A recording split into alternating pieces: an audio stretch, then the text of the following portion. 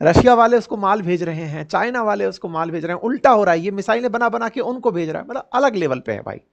ऐसे में Elon Musk की कहानी कहां से घुसती है? आपको मालूम हो तो ताजा ही अपडेट थे कि इलॉन मस्क और ट्रंप के बीच में ताजा झगड़े का बड़ा कारण चाइना का व्यापार था।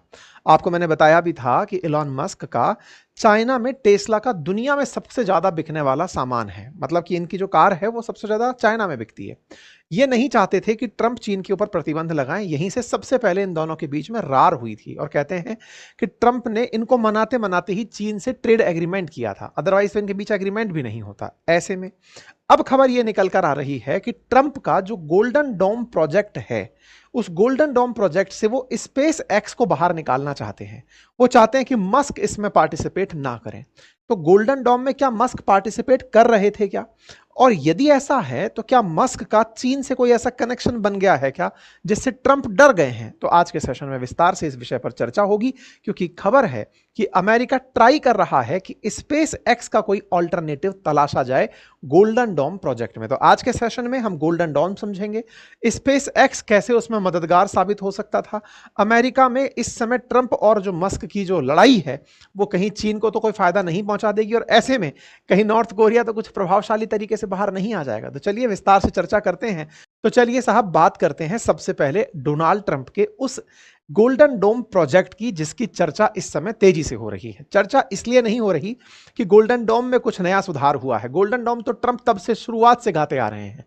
ताजा अपडेट यह है कि इन्होंने कहा है कि मैं मस्क का अल्टरनेटिव तलाशूंगा। अब यह है क्या कहानी मस्क के अल्टरनेटिव की?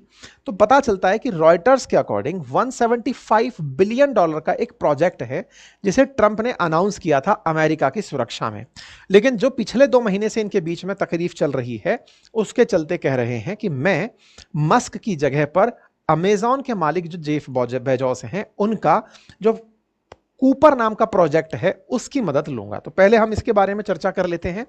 Federal acquisition requires using best provider at the best. तो ये पहले मैं थोड़ा सा आपको बैकग्राउंड दे देता हूं, तब जाकर आप इसको समझ पाएंगे। गोल्डन डोम के बारे में थोड़ा सा जान लेते हैं।